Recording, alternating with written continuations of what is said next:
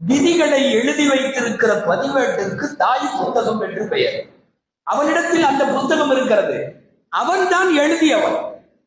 இவ்வளவு ஆயுள் என்று எழுதியவன் அவன். அவனால் அதை அழிக்கவும் முடியும், நீட்டவும் முடியும், குறைக்கவும் முடியும். இவ்வளவு ரிசுக்கு என்று எழுதியவன் அவன். அவனால் அந்த ரிசுக்கை அதிகப்படுத்தவும் முடியும், குறைக்கவும் முடியும்.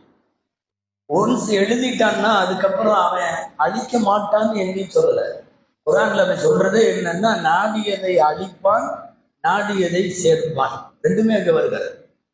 இறைவனுடைய பதிவேட்டிலே இருக்கிற விதியை மாற்றுவது தர்மமும் துவாவும். ரெண்டு தான்.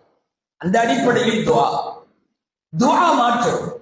அதிலும் இது போன்ற இரவுகளை கொடுத்து துவா செய்ய சொல்லி நம்மிடத்திலே கேட்கிறான். யாருக்காவது துவா செய்யும் வாய்ப்பு கிடைக்குமானால் அல்லாஹ் அவனை கேட்க சொல்லி இதை அவன் திருத்துகிறான் என்று நாம் எடுத்துக்கொள்ள வேண்டும்.